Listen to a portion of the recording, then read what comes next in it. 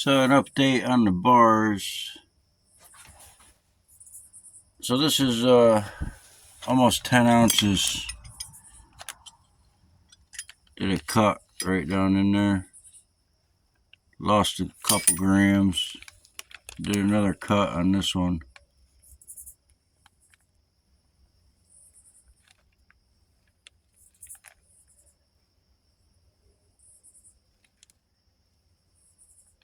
So that's solid in there.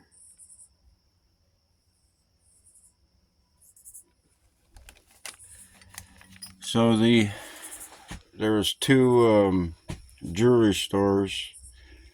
Both of them tested this at 12 karat. It's 4 ounces.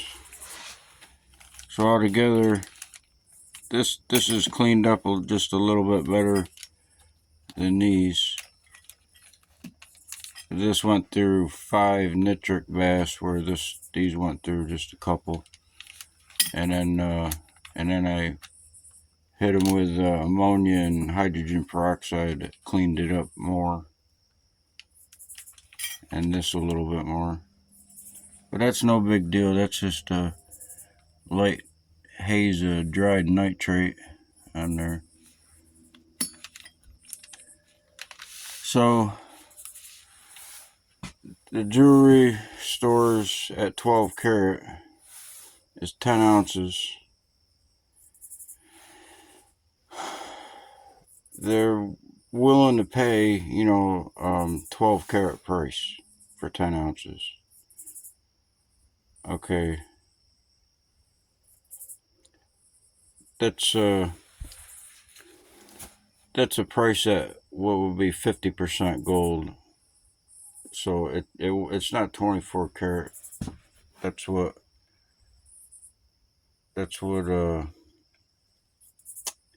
it would be at $3,300 an ounce. So we'll just say 3,000 an ounce.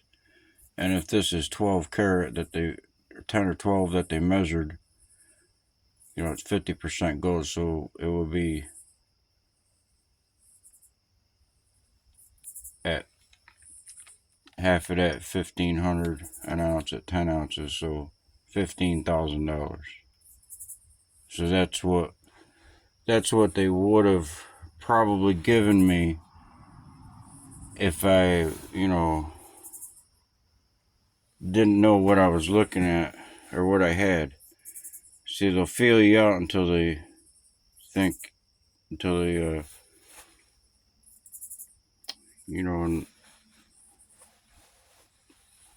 to see if you know what you have, right? And then get the lowest price possible.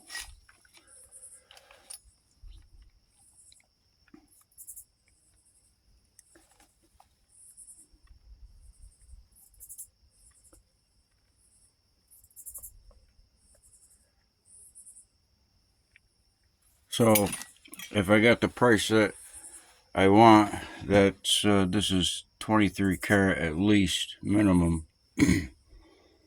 So 10 ounces at 3,000 is about 30,000. So at 15,000, you're taking a completely cutting the price in half if you don't know what you got. So if I said to them, well, that's good. Okay, 12 karat. Wow, that it's a carat. If you don't know your carats, the next thing he would say, well, how much will you give me for it at 12 carats? And 10 ounces, he's gonna say $12,000, and your eyes are just gonna light right up. That's a good amount of money just to say no to. But so they put him on a test, the test pad with the chemical. I got some right here. See, there. So it goes out of date. Stuff just doesn't work, or that just isn't. They're not reading it right, and they don't know how to read it, or they forgot how to read it. But so with the haze, the nitrate haze on there, if you scrape it along your test pad, and there's a nitrate haze, you're not down to the full, bare gold right on, like that is right on the end. So those indentations right there is a softness test or a hardness test. See, I didn't drill these holes out. That's where when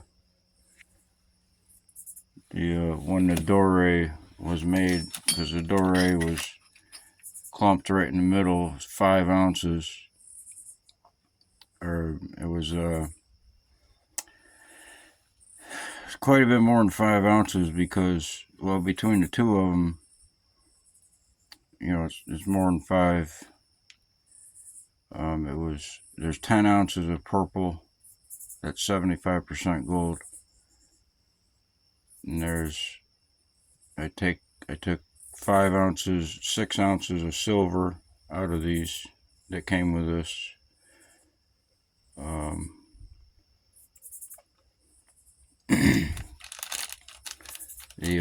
The black pellets that would not melt at 2,000 degrees. That's probably palladium, or even base metals can survive that for that amount of heat. It could have been carbon or iron, but that's recovered. I showed that in the separate videos. The doré, it's the mixed metals and all the little gold BBs. I crushed them up. The gold BBs pop. It's like popcorn. They'll crush up and then they'll turn into like a sediment. It's if you do a water test, to test for particles in the water, the sediment, the more sediment that's in the water, the higher parts per million or billion or trillion you'll get. So I was going to do another test right here on this.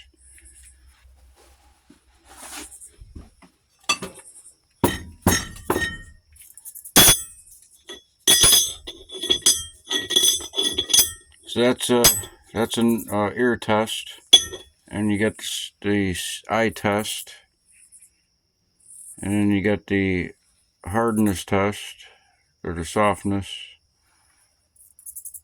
I just punched it with a screwdriver. Bad lighting.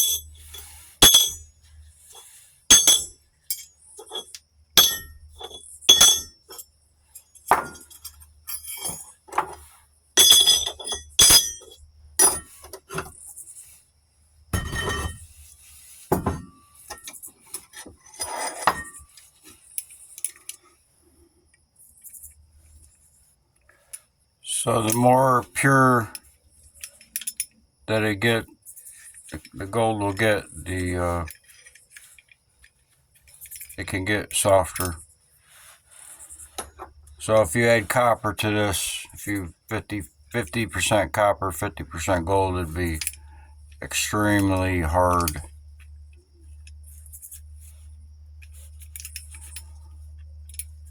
So this will either break or bend, if I can bend it at all.